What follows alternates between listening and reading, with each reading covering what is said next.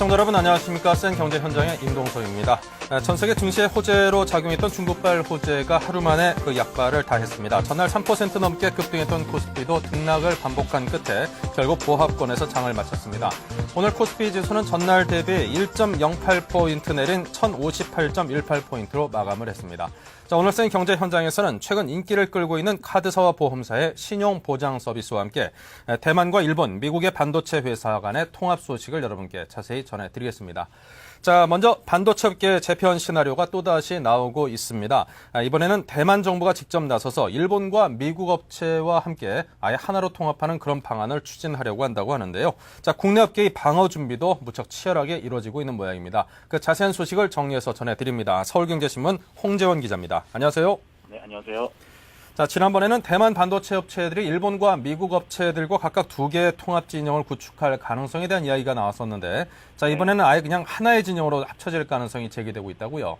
예, 대만 정부는 자국의 D램 업체들과 일본 엘피다, 미국 마이크론과의 제휴 방안을 검토하고 있으며 6개월 내에 통합회사를 만들겠다고 밝혔습니다. 기존에는 엘피다와 대만의 나냐 프로모스, 또 마이크론과 파워칩 이렇게 두 갈래 진영으로 통합하는 방안이 거론됐는데요. 대만 정부의 방침과 현지 언론을 종합하면 대만 업체들과 엘피다 마이크론까지 하나의 업체로 통합을 시도하겠다는 뜻으로 풀이가 됩니다. 구체적인 통합 방식은 나오지 않았지만 업계에서는 통합 지주회사 수립 가능성을 점치고 있습니다. 네. 자, 이렇게 되면 업계의 어떤 판도 변화가 아무래도 그 관심이 쏠리지 않을 수가 없는데요. 자, 이렇게 많은 업체들이 하나로 통합되게 되면 시장 점유율이라든가 그런 것들이 상당히 높은 순위로 올라가겠군요. 지금 한 3% 이상 점유율을 차지하는 D램 업체가 전 세계에 8개가 있습니다. 이 중에 5위인 독일 키몬다는 파산 신청을 하고 지금 퇴출 직전입니다.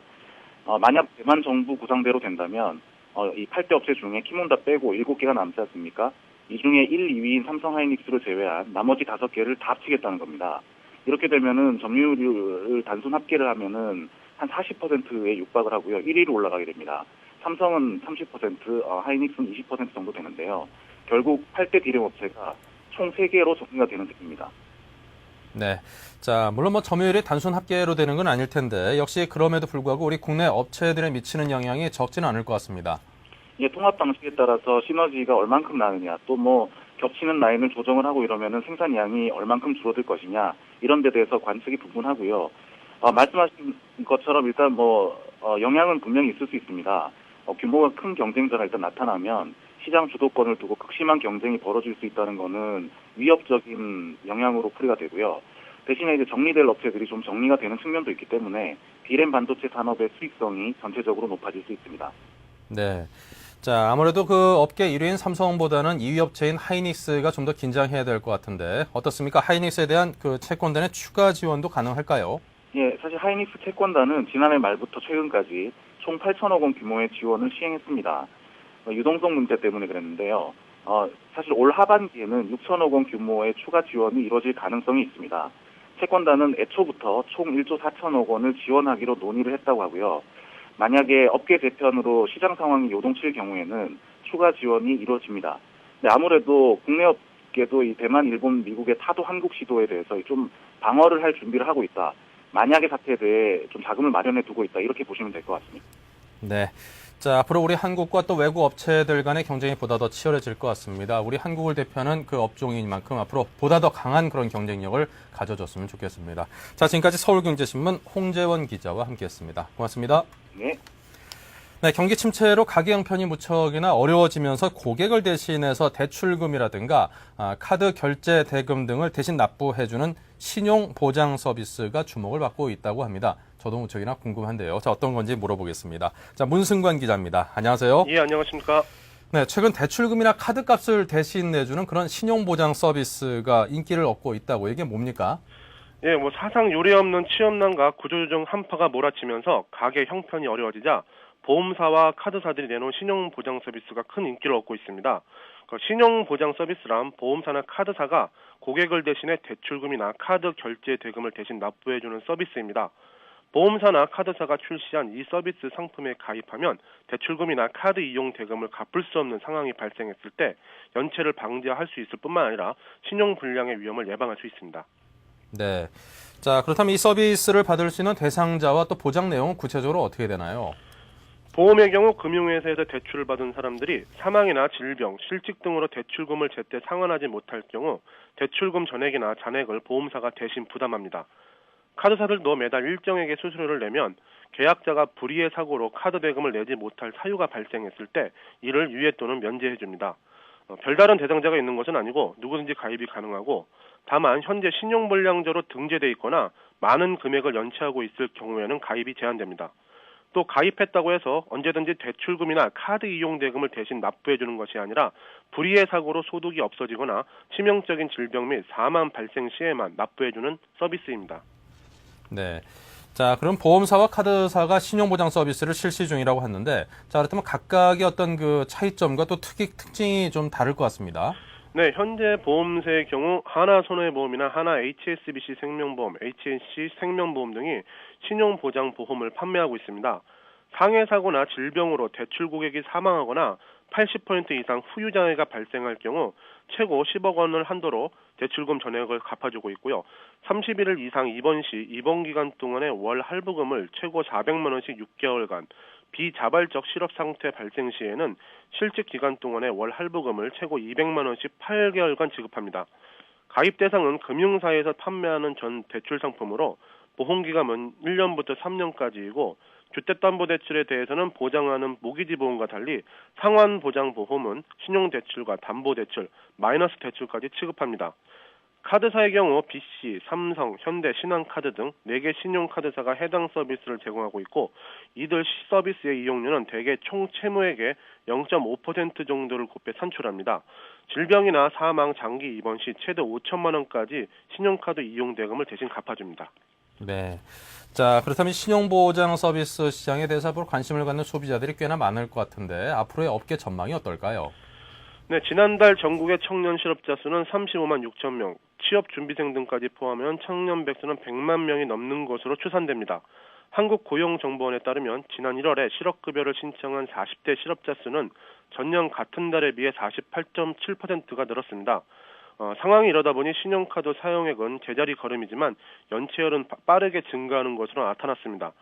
실물 경기 침체로 가계 소비가 위축되고 구조조정 여파 등으로 일자리를 잃는 가장들이 늘고 있기 때문인데요. 금융계에서는 당분간 이런 추세가 지속될 것으로 보고 신용보장 서비스 시장이 가파른 성장세를 보일 것으로 예상하고 있습니다. 지난해 6월 출시된 하나손해보험의 카네이션 상환보장보험은 올 2월 말 현재 3,750건, 8억 2,800만 원의 수입보험료 실적을 올리고 있습니다. 출시 초기 외환은행에서만 판매했던 것을 현재 전북, 광주은행 등 지방은행으로까지 판매망을 확대했고 올 상반기 중 판매은행을 더 확대해 나갈 계획입니다. 삼성카드는 업계 최초로 S크레딧 케어 서비스를 선보인 이후 지난해 말까지 63만여 명이 가입할 정도로 높은 인기를 누리고 있습니다. 지난해 3월 서비스를 시작한 현대카드도 채무 유예와 면제를 모두 보장하는 신용보장 서비스 가입 건수가 지난해 말 기준으로 약 7만 5천 건을 넘어섰습니다. 이들 카드사들은 서비스 대상과 보장금액 확대 등을 검토하고 있습니다. 전문가들은 미국과 영국 등 선진국에서는 1900년대 초부터 지급보장보험의 일종으로 부동산이나 카드 등을 담보로 하는 각종 신용보장보험을 개발 판매하고 있다며 우리나라에서도 금융회사들을 중심으로 보험 판매가 점차 활성화될 것이라고 전망했습니다. 네, 자, 지금까지 서울경제신문 문승관 기자와 이야기 나눴습니다. 고맙습니다. 네, 불황으로 이동통신 가입자들의 주머니 사정이 악화되면서 가입 부담이 없는 가족 할인제로 그 가입자들이 몰리고 있다고 합니다. 자, 자세한 소식을 정리해보죠. 임지훈 기자입니다. 안녕하세요. 네, 안녕하십니까. 네, 자, 경기 불황이 워낙 깊고 길게 이어지다 보니까 이 통신업계도 상당히 변화의 바람이 일고 있다고요? 네, 맞습니다. 경기 불황으로 통신 이용자들의 주머니 사정이 극도로 악화되면서 가입에 부담이 없는 가족 할인제로 가입자들이 몰리고 있는데요. SK텔레콤의 온가족 할인 누적 가입자 수는 지난해 말 256만 명에서 지난 2월 310만 명으로 2개월 만에 무려 46만 명 이상 늘어났습니다. 1월과 2월의 영업일수가 상대적으로 적음에도 불구하고 순증된 가입자 수가 월 23만에 달하는 셈입니다. 또 SK텔레콤의 이동통신과 SK브로드밴드 초고속 인터넷의 가족 결합제인 온가족 결합상품 가입자 수도 한 달 만에 4만 명이 증가했습니다. 반면 그동안 인기를 모았던 결합상품이나 막내 할인 상품은 성장세가 둔화되고 있습니다. 네.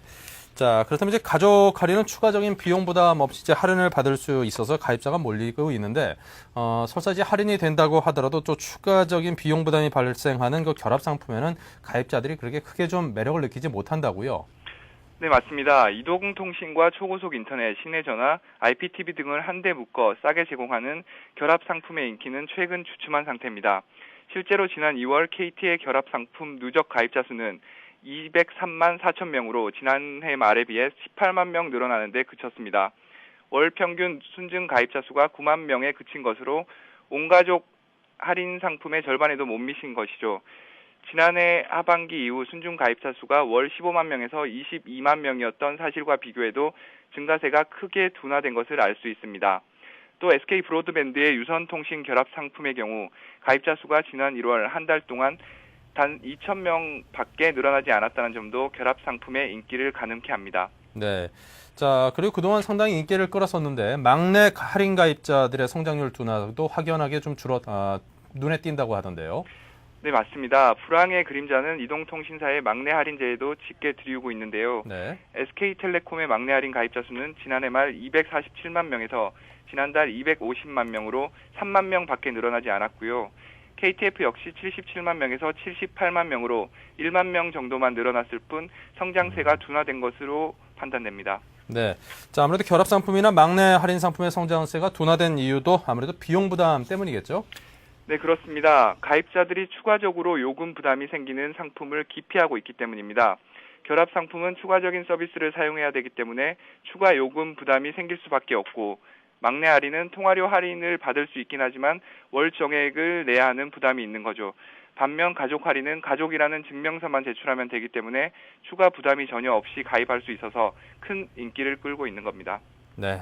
자, 경기 침체로 소비자들이 아무래도 지갑이 얇아지다 보니까 통신시장에도 상당히 큰 변화들이 일고 있다는 소식을 임지훈 기자와 함께했습니다. 고맙습니다. 감사합니다. 네, 이어서 오늘의 경제 지표를 보겠습니다.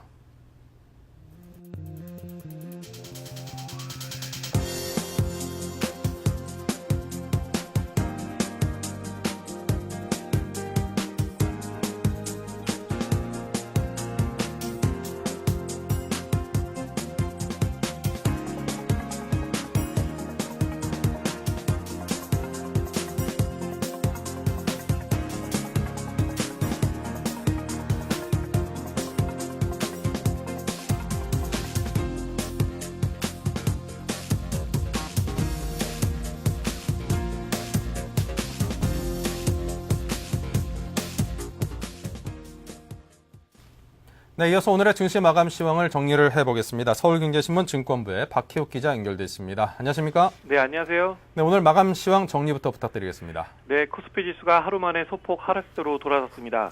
5일 코스피 지수는 전날보다 1.08포인트 내린 1058.18포인트로 장을 마쳤습니다. 이날 지수는 미국 뉴욕 증시의 급반등 소식과 중국 부양책에 대한 기대로 전날보다 8.99포인트 오른 1068.25포인트 출발했으나 개인과 기관의 동반 매도로 하락세로 반전했습니다. 외국인은 18거래일 만에 순매수로 돌아서 710억 원의 매수 우위를 기록했지만 이틀 연속 강한 매수세로 증시를 떠받쳤던 기관이 사흘 만에 팔자로 돌아서며 지수 하락을 이끌었습니다. 프로그램 매매는 차익, 비차익 모두 매도 우위를 나타내며 1,898억 원의 순매도를 기록했습니다. 네, 자, 외국인이 정말 모처럼 순매수를 보였군요. 네, 길었던 외국인 연속 순매도 행진이 일단락됐습니다. 외국인들이 18거래일 만에 현물시장에서 순매수하고 선물시장에서도 대규모 사자에 나서는 등 현선물 쌍끌이 장세가 펼쳐졌습니다. 이에 따라 한동안 지속됐던 외국인의 매도 포지션에 변화가 생긴 것이 아니냐는 기대감이 나오고 있는데요. 그동안 선물과 현물에서 동시 매도를 보여왔던 외국인이 매도세를 완화시킬 경우 수급적인 측면에서 증시에는 적자는 호재일 수밖에 없기 때문입니다. 하지만 미국의 금융 불안 등을 감안할 때 쉽사리 매수로 바꾸기가 쉽지 않을 것이라는 분석도 만만치 않은 상황인데요. 한 전문가는 외국인 순매수 전환은 해외 증시 반등과 환율 안정에 따른 일시적인 현상의 가능성이 있다며 순매수 복귀로 의미를 부여하기에는 불안한 해외 금융시장 등을 감안할 때 무리한 측면이 있다고 분석했습니다. 네.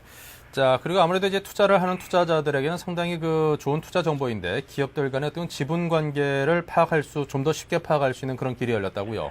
네, 이르면 오늘 6월부터 상장 등록 업체들의 통합적인 지분 정보를 전용 홈페이지에서 쉽게 확인할 수 있게 됩니다. 한국거래소는 5일 오는 6월 오픈을 목표로 지분 정보 전용 홈페이지를 시장감시위원회 홈페이지에 구축해 지분 관련 통합 정보의 원스톱 서비스를 제공할 예정이라고 밝혔습니다. 현재 업체들의 지분 공시 정보는 개별 종목 위주로 산발적으로 제공되고 있어 투자자들이 지분 정보를 파악하기가 불편했는데요. 거래소 측은 홈페이지가 열리면 기업의 지배구조와 관련된 정보 파악이 쉬워져 투자 판단에 유용한 자료로 활용할 수 있게 된다며 최대 주주의 잦은 변경 및 보유 주식 담보 제공 내역 등이 공표돼 투자자 보호 및 시장의 투명성 제고에도 기여할 것이라고 말했습니다. 네, 자 지금까지 오늘의 증시 상황을 박혜옥 기자와 함께 했습니다. 고맙습니다. 네, 감사합니다. 네, 이어서 오늘의 뉴스 단신을 전해드리겠습니다.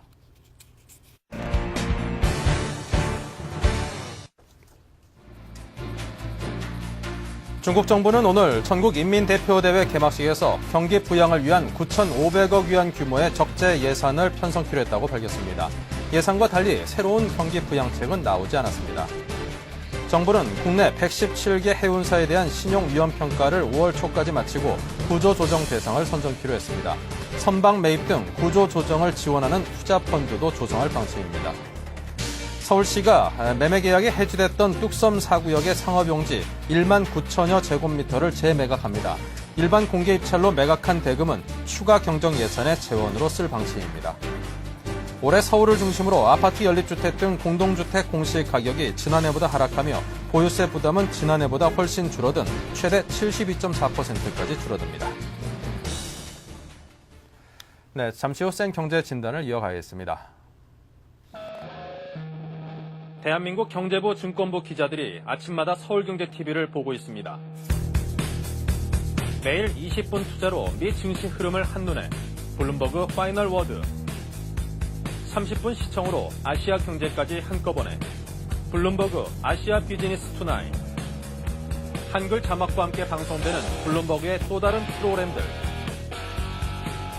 주말 인터뷰 프로그램 나이트 토크 성공한 모험 기업인을 다룬 블룸버그 벤처 음악과 영화, 순수 미술에서 세계 최고급 레스토랑까지 고품격 문화예술을 소개하는 매거진 프로그램 블룸버그 뮤직 세계 정재계 거물들의 향배를 통해 글로벌 마켓을 예측하는 블룸버그 폴리티컬 캐피털 블룸버그의 간판 스타 버나드 로가 각국 기업과 정부, 각계각층 인물 인터뷰를 통해 경제를 진단하는 블룸버그 보이스 국내 최초 3시간 내 번역 자막 처리 블룸버그 TV 국내 득점 채널 서울경제TV에서 이 모든 것을 경험하십시오. 블룸버그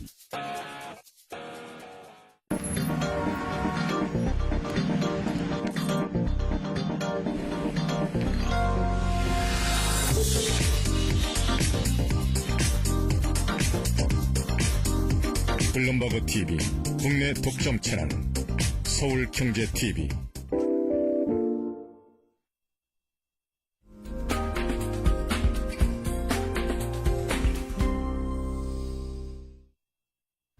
네, 센 경제 진단을 시작하겠습니다. 오늘은 서울경제신문 김인모 논설위원님을 모셨습니다. 안녕하십니까? 네, 안녕하세요. 네. 자, 세계 경제가 무척이나 빠르게 침체되고 있는 가운데 여러 나라들이 속속 경기 부양책들을 내놓고 있습니다. 자, 오늘 중국도 경기 부양책을 특별히 발표한 것보다는 적자 예산을 편성했다라는 그런 소식도 들려와 있고요. 우리도 곧 추경 편성이 논의될 예정입니다. 자, 여러 나라들이 내놓는 경기 부양책을 살펴보면 특히나도 이제 재정 지출과 또 감세 폭을 늘리는데 주안점을 두는 것 같은데요. 네, 그렇습니다. 미국이 7,800억 달러 얼마 전에 그 경기 부양책을 내놨고 네. 중국은 지금 전국 인민대표 대회를 하고 있습니다. 그런데 개막식에서 그 경기 부양을 위해서 올해 9,500억 위안이 적자가 나는 예산을 편성하겠다고 발표를 했습니다. 중국이 지난해 발표한 게 4조 위안인데 추가로 4조에서 6조 위안 정도의 예산을 투입해서 감세, 산업 구조 조정, 취업 확대 등 7대 중점 분야에 활용하겠다고 그런 방침을 내놨습니다. 네. 싱가포르하고 대만도 국내 총생산 GDP의 5% 내지 8%에 해당하는 그런 거대한 규모의 그 재정 지출과 감세를 단행할 계획입니다. 네. 자, 우리 정부와 국회 역시 이제 4월달 열릴 국회에서 임시국회에서 추경 편성을 논의할 계획인데, 자, 그렇다면 그 규모는 한 어느 정도로 될 걸로 예상하시는지요? 3월 말에 국회 제출을 하기 위해서 정부가 지금 구체안을 짜고 있는데요. 대략 30조 원 안팎이 되지 않겠냐 이렇게 전망하고 있습니다. 네. 얼마 전에 정부가 그 성장률 전망치를 기존의 3%에서 마이너스 2%로 5%포인트 내렸습니다. 네. 그렇게 되면 보통 1%당 1조 5천억 정도의 세수 부족이 발생하니까 최대로 치면 한 10조 원 정도의 세수 부족액이 발생됩니다. 그렇게 되면은 30조 원 가운데 10조를 제외하면 실제로 순수하게 추경으로 지출될 규모는 한 20조 원 가량이 됩니다. 네. 그렇지만은 일각에서는 경기 침체가 너무 심하니까 한 50조 원 정도는 추경을 짜야 되지 않겠냐 이런 주장들이 나옵니다. 올해 그 GDP가 대략 1,000조 원으로 본다면요. 그 다른 아까 얘기한 싱가포르나 이런 나라들에 비교해 볼 때 한 5%에 해당하려면 한 50조 원의 재정 적자는 감내할 수 있다. 이렇게 판단하는 거죠. 네. 삼성경제연구소 최근 보고서를 냈는데요. 너무 내수 침체가 급격하다 보니까 실제 GDP하고 잠재 GDP하고 갭이 생겨서 GDP 갭이 77조 원 정도 될 거라고 밝혔습니다. 또 외환위기 이후에 3년짜리 국고채 평균 실질 이자율이 2.9%인데 여기에 성장률을 맞추려면 50조 원 정도 추가 지출이 불가피하다 이렇게 보고서를 냈습니다. 네. 또 이렇게 너무 규모가 크다 보니까 이제 슈퍼 추경이라고 자꾸 얘기를 하는데 이렇게 한꺼번에 하기보다는 상반기, 하반기로 나눠서 2단계로 추경을 편성한다는 얘기도 나오고 있고요. 민주당에서는 아까 얘기한 10조 원의 세수 부족액은 하반기에 미뤄도 되고 우선 30조 원을 짜더라도 일자리나 이런 거에 중점을 둬서 짜자 이런 주장도 하고 있습니다. 네. 자, 세계 각국 정부에서 시장에서 예상하는 것 이상의 어떤 돈들을 시장에다 쏟아부으면서 지금의 금융위기를 진화하려고 애쓰는 것과 맞먹는 그런 슈퍼 추경이 예상이 됩니다. 자, 그렇다면 결코 적지 않은 규모인데요. 이 돈들은 과연 어떠한 곳들에 쓰여지게 되는 걸까요? 지금 작년 10월부터 정부가 경제 위기를 해소하겠다고 해서 계획을 내놓은 게 390조 원입니다. 네. 그러니까 이것저것 다 합치면요. 예. 그러다 보니까 이 해소책에 재원 부족 현상이 일어나고 있는 게 요즘 최근 현황입니다. 올해 4조 2천억 정도 책정됐는데요. 긴급 경영 안정 자금이 지금 2달 조금 지났는데 거의 다 소진됐습니다. 네. 그래서 중소기업청은 추경 편성 때 중소기업 지원 자금을 2조 8천억 원을 더 달라 하고 요청해 놓고 있습니다. 결국에 추경이 늦어지면 추가로 정책자금 대출이 지연될 수밖에 없는 거죠. 또 노사민정 비상대책위원회에서 합의문을 내놨는데 이 일자리 나누기를 또 지원하려면 4조 내지 5조 원이 필요합니다. 또 기획재정부가 예산을 짜면서 지금 저소득층 지원을 해소하기 위해서 공공근로사업을 추진하겠다고 하는데 요것도 임금으로 한 3조 원, 4조 원 정도가 듭니다.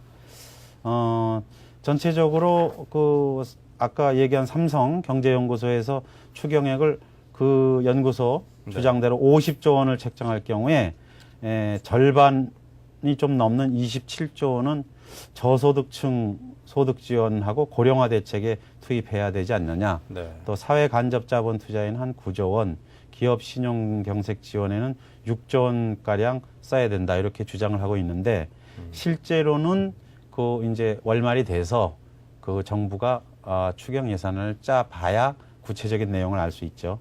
문제는 일본이 이제 잃어버린 10년 동안 저질렀던 실수가 그 좀 성장 잠재력을 북돋는 데 도움이 안 되는 네. 그 소위 토목 사업이나 뭐 이런 것들을 많이 했는데 지금 그 지방에서 그렇게 대규모 시설 투자한 것들이 놀고 있거든요. 네. 그래서 그런 실수를 반복하지 않으려면 성장 잠재력을 높이고 또 효율성도 높은 것을 골라서 재원을 사용하는 그런 지혜가 필요하다고 봅니다. 네.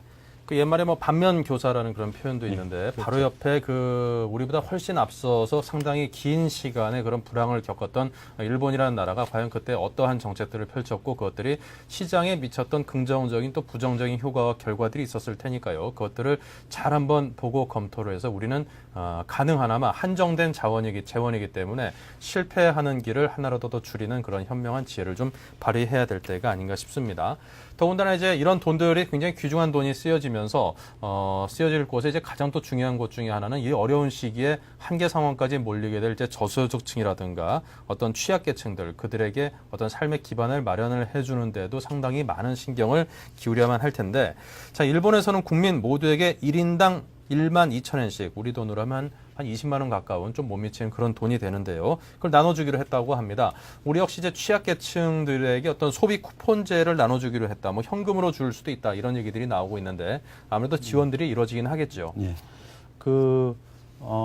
지원 방식이 아직 구체적으로 결정된 것은 없습니다. 네. 근데 이제 이론상으로 근로 능력이 아예 없는 노인층이나 환자 등 이런 사람들은 생계가 곤란한 사람들이기 때문에 현금으로 지급해도 바로 소비로 연결될 수 있다고 보는 거죠. 네. 그렇지만은 나머지 사람들 경우에는 소비 쿠폰제를 도입을 하는 게 더 효과적이지 않겠냐 이런 주장들이 나오고 있습니다. 쿠폰을 배포하려면 좀 절차도 복잡하고 또 행정 비용도 좀 더 들지만 네. 내수 진작 효과가 있다는 거죠. 다만 이제 쿠폰깡이라고 해서 일종의 변칙 할인이 생길 우려가 있습니다. 근데 이걸 막으려면 사용 기간에 제한을 두어야 된다고 판단이 됩니다. 네. 또 하나 문제는 저소득층 지원이 기초생활보장 수급 대상자한테 집중될 우려가 있습니다. 네. 왜냐하면 지금 대략 5가구 가운데 1가구가 변변한 소득이 없거든요. 가장들이 뭐 직업이 없다든가 네. 이런 경우인데 통계는 기초생보자에다가 차상위 계층까지 포함한 겁니다. 대략 18.7%로 보고 있는데요. 이 차상위 계층이 행정기관에서 제대로 파악이 안 되면 지원을 하고 싶어도 할 수가 없죠. 그러면은 기초생활 보장 수급 대상자한테 지원이 집중되고 그렇게 되면은 효과도 좀 줄어들지 않겠냐 이런 걱정들을 하고 있습니다. 네. 야, 뭐 쿠폰깡 그런 거는 사실 생각도 못 했는데 또 그런 일이 있을 수도 있겠군요. 있죠. 예. 네. 그렇게 좀 이 저소득층을 위한 지원을 통해서 이렇게 좀 어떻게 돈벌이를 하려고 하는 사람들은 없었으면 좋겠습니다. 그걸 또 막는 방법도 있어야 되겠고요. 자, 그렇다면 이제 추경이 이제 슈퍼 추경이라는 표현을 들을 정도로 상당히 큰 규모인데 그 돈이 사실 어디 뭐 하늘에서 뚝 떨어지는 게 아니고 보면은 이게 마련을 이제 해야 될 거 아닙니까? 야, 이거 마련하는 이 방안 역시 정말 만만치 않은 일일 것 같습니다. 일단은 국채를 발행하는 방안이 가장 유력합니다. 국채 발행이요? 예.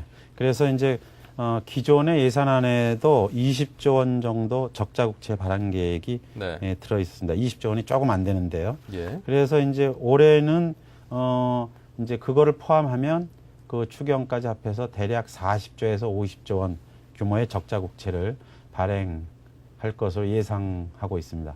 그런데 이제 국채 물량이 늘어나면 회사채 수요를 잠식을 합니다. 네. 일종의 구축 효과라고 그래서요. 시중금리가 국채를 발행하다 보면 시중금리가 올라가고 예. 시중금리가 이제 올라가다 보면은 민간의 자금을 이제 압박하는 건데요.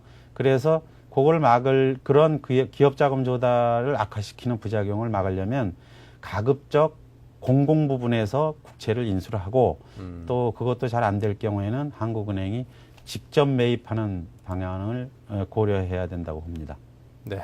그러니까 국채 발행이 필요 이상으로 좀 많이 될 경우에 시중의 금리를 좀 끌어올리는 그런 효과가 발생을 하고 네. 그렇게 되면은 이제 기업들 입장에서 이제 자금을 조달하는 그런 비용들이 늘어나는 이만큼 그렇죠. 새로운 뭐 신규 투자라든가 그런 재투자가 하기가 상당히 힘든 네, 여건이 그렇죠. 된다. 네.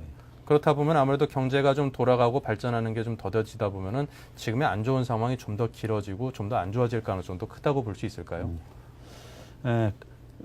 그렇죠. 이제 국채를 많이 발행하다 보면 아까 얘기한 그 크라우딩 아웃 이펙트, 네. 그 구축 효과 때문에 민간의 투자가 줄어들죠. 이제 국채가 발행하면은 채권 값은 떨어지고 금리는 올라가게 되니까 민간들이 기업들이 자금 조달에 부담을 갖게 되죠. 네.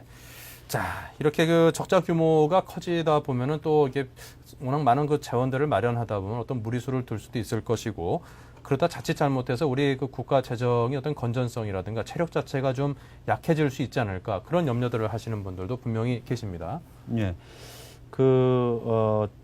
추경을 위해서 이제 적자 국채를 발행해도 아직까지는 우리나라 국가 채무가 네. 경제협력개발기구 즉 OECD 평균보다는 낮다고 하는 게 정부 주장이고 또 실제로 낮아서 큰 문제는 없어 보입니다. 근데 요번에도 세수 감소분을 고려하면 국가 채무가 한 88조 원가량 증가하게 되는데요. 네. 요것도 GDP 기준으로 볼 때는 OECD 평균보다는 한 절반 정도 됩니다. 지금은 뭐 전 세계가 경제 위기 속에 빠져 있기 때문에 한가하게 뭐 재정 적자를 그렇게 걱정할 때가 아닙니다. 네. 재정 적자를 감안하더라도 재정 건전성을 감안하더라도 과감하고 신속하게 재원을 투입을 해야 경제가 살아날 수 있는 거죠. 그래서 일부 학자들은 단숨에 충분히 쏟아부어야 효과적이다 이렇게 얘기를 하고 있습니다.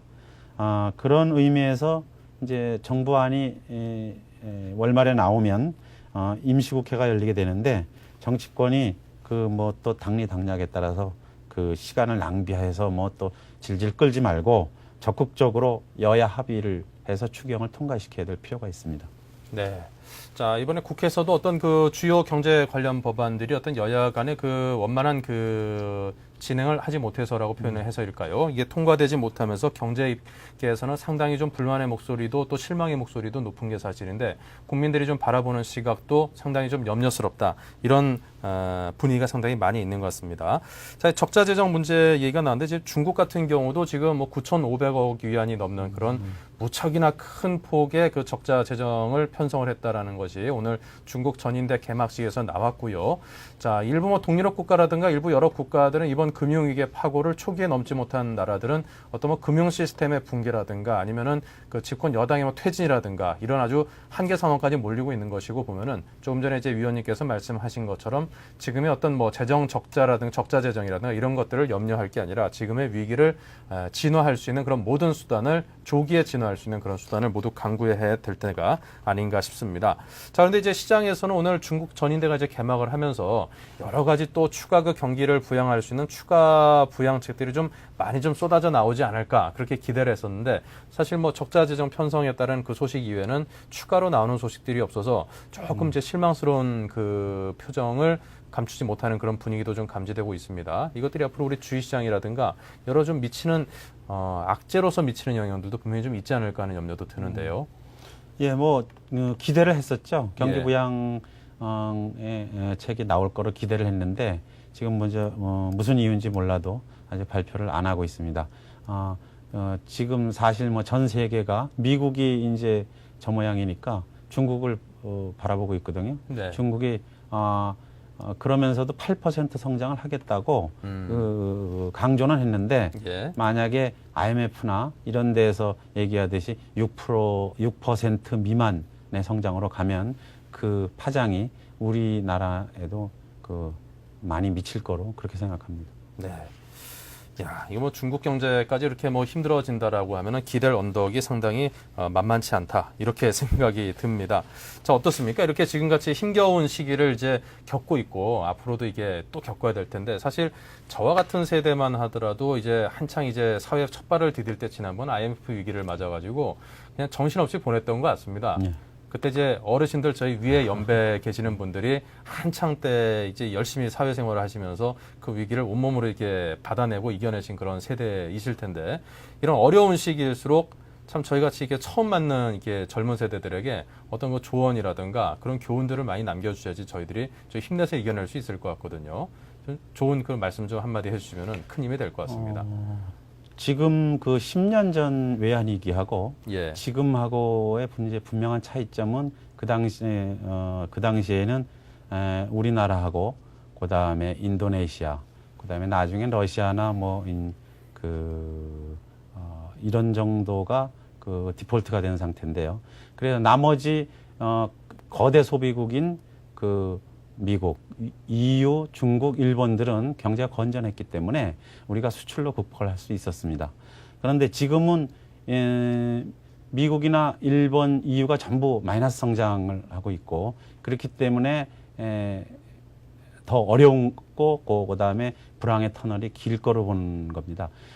제가 생각하기에는 이번 추경 예산을 짜는 목표도 그 일자리 나누기나 일자리 창출에 초점을 맞추겠다. 이렇게 윤직현 기획재정부 장관이 얘기를 했는데요. 이제 젊은 층이나 아니면 연배가 든 정도 이런 위기를 극복하려면은 눈높이를 좀 낮추고 네. 그다음에 또 그 기업에서나 네. 아니면 이런 데서 그 서로 상생하는 그런 그 서로 노력하는 그런 그 마음가짐을 가져야 될 거로 생각합니다. 네, 이럴 때 좀 내 것을 조금 양보하고 함께 좀 나누려고 하는 그런 마음가짐을 언제 그 어느 때보다도 더 가져야겠죠. 사실 요즘 이제 3월 초가 되면서 입학 시즌을 맞았더라고요. 이게 학기 앞에 지나면은 축 입학 이렇게 써놓은 것들도 있는데 특히나 이제 대학교 같은 경우에 지금 입학하는 그 젊은 대학생들이 이제 한 4년쯤 후에 이제 이 사회에 나왔을 때 과연 우리 사회가 지금 위기 상황을 훌륭하게 잘 이겨내가지고 그들이 조금 많이 노력하면은 자기들이 원하는 것과 근접한 그런 일자리들을 쉽게 찾을 수 있는 그런 사회를 우리가 과연 만들어낼 수 있을까? 그런 의문도 갖게 됩니다만 모두가 또 자신을 갖고 열심히 해야겠죠. 더군다나 이제 3월 달이 되면서 수십만의 이제 대학 졸업생들이 사회로 쏟아져 나왔을 텐데 그들 가운데 상당수는 아직까지도 적절한 일자리를 잡지 못한 상태의 분들도 꽤나 많을 것으로 여깁니다. 하지만 이렇게 힘들 때일수록 반드시 희망만은 잃지 말고 그 어느 때보다 더 치열하게 노력하려는 마음가짐과 내 기대보다는 내 마음보다는 조금 눈을 낮추고자 하는 그런 마음도 함께 갖춘다면 충분히 성공하실 수 있을 것 같습니다. 자, 지금까지 서울경제신문 김인모 논설위원과 함께했습니다. 고맙습니다. 네, 고맙습니다. 네, 잠시 전하는 말씀 듣고 증시전략센터를 이어가겠습니다. 대한민국 경제부 증권부 기자들이 아침마다 서울경제TV를 보고 있습니다. 매일 20분 투자로 미 증시 흐름을 한눈에 블룸버그 파이널 워드 30분 시청으로 아시아 경제까지 한꺼번에 블룸버그 아시아 비즈니스 투나잇 한글 자막과 함께 방송되는 블룸버그의 또 다른 프로그램들 주말 인터뷰 프로그램 나이트 토크 성공한 모험 기업인을 다룬 블룸버그 벤처 음악과 영화, 순수 미술에서 세계 최고급 레스토랑까지 고품격 문화예술을 소개하는 매거진 프로그램 블룸버그 뮤직 세계 정재계 거물들의 향배를 통해 글로벌 마켓을 예측하는 블룸버그 폴리티컬 캐피털 블룸버그의 간판 스타 버너드 로가 각국 기업과 정부, 각계각층 인물 인터뷰를 통해 경제를 진단하는 블룸버그 보이스 국내 최초 3시간 내 번역 자막 처리 블룸버그 TV 국내 독점 채널 서울경제TV에서 이 모든 것을 경험하십시오.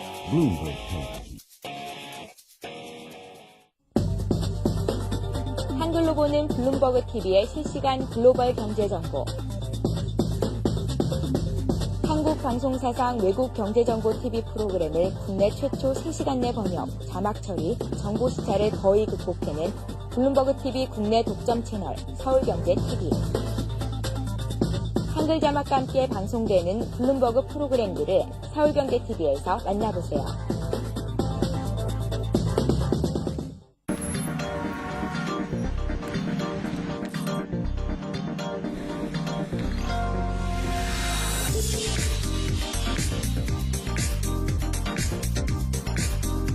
블룸버그 TV 국내 독점 채널 서울경제TV.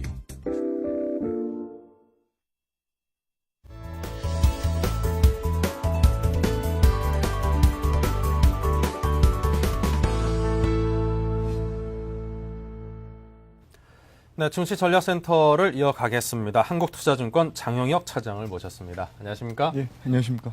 네.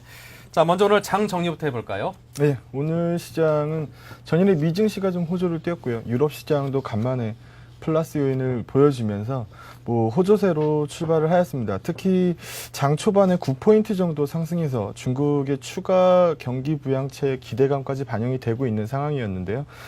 뚜껑을 열고 나니까 중국의 추가 경기 부양책이 나오지 않았고 1,900억에 달하는 프로그램 매도가 장 후반으로 갈수록 쌓여가면서 그 전일 대비 1포인트 하락한 1,058포인트로 장을 마감하였습니다. 수급 주체별로는 외국인이 오늘 현선물 동시 매수에 나서줬는데요. 네. 현물 시장에서 700억 정도 매수에 나서줬고요. 선물 계약으로도 2,670계약에 달하는 매수 계약을 쌓아주면서 간만에 현선물 동시 매수에 나서준 점은 주목할 만한 것 같습니다. 금일 시가 부근에서 역의 환율이 하락을 하고 있었기 때문에 금일 시작할 때 환율이 좀 빠져서 시작을 했는데요. 장 시작할 때 마이너스 16원 정도로 출발을 하였는데 지금 장 후반으로 갈수록 환율 움직임이 다시 또 불안해지기 시작을 했고 그로 인해서 프로그램 매물까지 추가적으로 점증이 되고 있는 상황까지 겹치면서 상승폭을 반납한 것으로 보여집니다. 전일 미국 증시의 상승을 주도했던 부분 자체가 이제 중국의 추가적인 경기 부양에 대한 기대감이 반영되고 있는 거였는데 그러한 여파로 알코아나 캐터필라 같은 회사들이 13%대 상승을 보여준 점은 이제 그거를 증명하고 있는 한 증거인데요. 금융주 쪽으로는 혼조 마감을 하였습니다. 크게 올라간 쪽도 없었고요. 조금씩 혼조 마감을 했었는데 지금 그 이후에 지금 전인대회에서 경기 부양책을 추가적으로 제시를 하지 못하면서 네. 그 시장이 마이너스 반전되는 실망 매물을 출회된 것으로 판단을 합니다. 지금 이틀째 해외 시장 대비 강세를 띄었던 부분이 있었기 때문에 금일 시장에서 미국장의 강세를 반영하지 못한 것으로 판단을 하고요. 특히 환율 부분이 금일도 16원 마이너스에서 시작을 해서 끝날 때 플러스 17원으로 1,568원으로 마감을 했는데 금일 장중 환율 변동폭 자체가 40원이 넘어가는 날이 많기 때문에 금일도 33원의 변동폭을 갖고 있어서 환율 부분은 추가적으로 더 지켜봐야 할 것으로 보여집니다. 네. 자, 그리고 장중에 또 중소형 조선소 관련된 루머가 시장에 퍼지면서 또 금융주에 어떤 영향도 미쳤다고요? 예, 오늘 특징적인 종목들 좀 살펴보면은요. 네. 은행주하고 보험주의 약세가 금일 장 초반서부터 좀 많이 두드러지는 모습이었습니다. 진세조선이라는 중소형 조선소가 청산에 돌입한다라는 얘기가 나오면서 네. 이제 KB금융 같은 경우에 2천억 정도 지급 보증이 깔려 있다라는 루머가 돌기 시작을 했고 하나금융이 115억 정도 여신이 있는 상태고요. 보험주 중에서도 메리츠나 LIG 같은 쪽이 이제 지급 보증에 물려 있다라는 루머가 돌기 시작을 하면서 약세로 이제 장을 주도를 했습니다.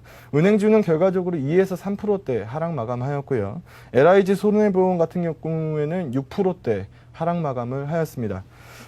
다음에 특징적인 종목으로 좀 잡을 수 있는 게 NHN 정도 잡을 수 있을 것 같은데요. 금일 이제 오후장에 갑자기 경영진 컨퍼런스 콜을 4시에 소집한다라는 루머가 이제 돌기 시작을 했고 그게 사실로 드러났습니다. 그러면서 이제 장중에 저희가 추측이 난무를 했었는데 지주회사로의 전환이냐 안 그러면 일본 검색 시장 에 대한 새로운 모멘텀이냐 아니면은 대규모 M&A 정도 되는 이러한 굵직한 뉴스가 아니면은 갑자기 컨퍼런스 콜을 이제 소집할 이유가 없을 것이다라는 예측을 했었는데요. 그러한 여파로 웹젠 같은 경우에는 합병 가능성이 부각이 되면서 상한가를 기록하기도 했습니다. 장 마감하고 나가서 이제 발표된 내용을 보니까 지주회사로의 변신 부분이 결과적으로 맞는 부분이었고요. 광고 플랫폼 영업 부분하고 인프라 부분을 이제 분리를 해서 NHN IBP라는 신규 법인을 설립하기로 하였습니다. 그러면서 기존의 NHN 같은 경우에는 네이버하고 한 게임만 들고 가는 구조로 변화하는 모습을 갖기로 됐습니다. 그리고 또 추가적인 종목들 좀 살펴보면 LED 테마가 지속적으로 가고 있는 부분은 주목을 할 만한 것 같습니다. 오늘도 거래량이 급증하면서 탄력도가 지속적으로 증가하는 모습이었는데요. 숨어있는 LED 수혜주라는 평가를 받은 오디텍이 상한가를 기록하였고요. 서울반도체가 9%대 상승, LG이노텍하고 에피밸리가 5%대 강세 마감하였습니다. 그 이외에도 최근에 미래에셋에서 8.6% 지분 보유를 이제 공시한 LNF 같은 경우에도 2차 전지 호조에 힘입어서 최근에 이제 신고가를 또 갱신을 했습니다. 오늘 시장에서 신고가 갱신을 했고 금일 시장에서도 7%대 강세 마감을 하였고요. 대우차 판매가 인천시 연수구의 토지 재평가를 실시하고 나니까 8,158억의 평가 차익이 생겼다라는 내용을 공시를 하면서 상한가 기록을 하였습니다. 그리고 오늘 아침 일찍 나온 리포트인데요. 동부증권에서 슈프리마에 대해서 두려워하지 말고 사라라는 공격적인 리포트를 제시를 해줬습니다. 목표가 53,000원짜리 리포트를 써줬고요. 뭐 그러면서 9%대 강세를 슈프리마가 추가적으로 기록을 하였습니다. 네. 금일 기관 매수에서 좀 포커스가 맞춰진 종목 업종을 찾아보니까 철강 쪽에 포커스가 많이 맞춰진 것 같습니다. 포커스 맞춘 포스코가 약 2% 정도 올랐고요. 현대제철이 약 3.5% 정도 올랐고, 외국인 쪽에서 좀 특징적으로 잡아보니까 삼성전자 쪽으로 오늘 1,100억 원 정도 매수가 유입된 점은 좀 주목할 만한 것 같습니다. 네. 자, 이렇게 해서 오늘 시장에서 특징적으로 움직인 종목들과 또 기업에 관한 뉴스들을 상세하게 정리를 해봤습니다. 자, 그렇다면 추천하실 만한 기업들에 관한 이야기로 넘어가 보죠. 예, 우선 첫 종목으로 제가 말씀드릴 거는 LG상사입니다. 네. 최근에 가격 상승폭도 상당 부분 나왔고요. 지금 최장기 이평선 부분에서 좀 넘기지 못하고 오늘 시장에서 이제 약세 마감을 하면서 소폭 약세 마감을 하면서 최장기 이평선에서 밀려난 부분인데요. 최근에 이제 어제 나온 얘기죠. 전일에 이제 우리나라의 작년에서 수입한 유연탄의 90%에 해당하는 추정 매장량을 가진 캐나다의 레이븐 유연탄광 광산을 확보했다라는 소식이 나오면서 6%대 어제 상승을 했었고요. 최근에 나온 얘기가 최근에 5만 원유 생산 시작으로 자원개발 프리미엄을 충분히 줄만하다라는 얘기가 나왔었습니다. 이러한 요인으로 앞으로 20년 동안 연평균 1,000억 원 정도의 현금 유입이 예상되는 기업이고요. 네. 올해 자원개발 이익으로 500억 원 이상이 급증이 예상이 되고, 전체 세전 영업이익에서 차지하는 비중이 이제 자원개발에서 차지하는 비중이 이제 전년도에 28%에서 올해는 55%까지 올라갈 수 있다. 전형적인 자원개발의 대장주로 삼아줘야 되는 것이 아니냐라는 판단입니다. 일시적으로 상승하는 요인이 아니고요. 중장기적으로 끌고 갈 수 있는 호재 내용이기 때문에 점수를 좀 높게 줄 수 있는 부분이고요. 최근에 기관들의 매수세가 상당히 호조적이고, 최장기 이평선을 만약에 세게 돌파를 해준다면은 많이 갈 수 있지 않느냐라는 판단입니다. 차트 한번 보시면서 간략하게 말씀 한번 드리도록 하겠습니다. 오늘 시장에서 음봉 마감을 하였는데요. 전일 시장에서 시장 막판에 기관들의 매수가 집중이 되면서 양봉을 크게 뽑아줬던 부분에 대해서 눌림목 성격으로 좀 이해를 할 수 있을 것 같습니다. 우선 매수가로 제시하는 부분은 17,000원 정도를 넘어가는 부분을 확인을 하시면서 매입을 하시면 좋을 것 같고요. 목표가는 약 2만 원 정도까지는 전고점 부분보다 조금 더 높게 설정을 했는데 2만 원 정도까지 가능성이 있어 보이고, 손절매 가격은 최근에 지지됐던 15,000원대 저가 부분이라고 인식을 했던 15,000원대를 이탈하는 움직임이면 손절매를 권유를 해드립니다. 네. 자, 이렇게 해서 오늘 LG상사라는 기업에 대한 추천 말씀을 들어봤습니다. 앞으로 자원개발이라든가 그와 관련된 테마로 함께 편승해서 높은 상승세를 기록할 수도 있을 것이라는 그런 추천 말씀을 함께 들어봤습니다. 자, 지금까지 한국투자증권의 장영혁 차장과 함께 했습니다. 고맙습니다. 네. 네, 오늘 원달러 환율은 주가 약세의 영향이었을까요? 3거래일 만에 다시금 상승 반전을 했습니다. 자, 오늘 서울 외환시장에서 원달러 환율은 전날보다 17원이 급등한 1,568원으로 거래를 마쳤습니다. 1,500원대 중반을 넘어서 후반으로 치닫고 있는 모습인데요. 이러다 자칫 1,600원대까지 쉽게 그냥 뚫린 채 올라가 버린 거 아닌지 그런 불안감이 있습니다. 자, 이제 내일은 한 주를 마감하는 금요일입니다. 내일 장 좋은 분위기로 마무리 짓고 한 주 마무리 상승장이었다고 이번 한 주 큰 폭으로 폭으로 상승하는 한 주였었다고 정리를 할 수 있었으면 좋겠습니다. 자, 저는 여기서 인사드립니다. 고맙습니다.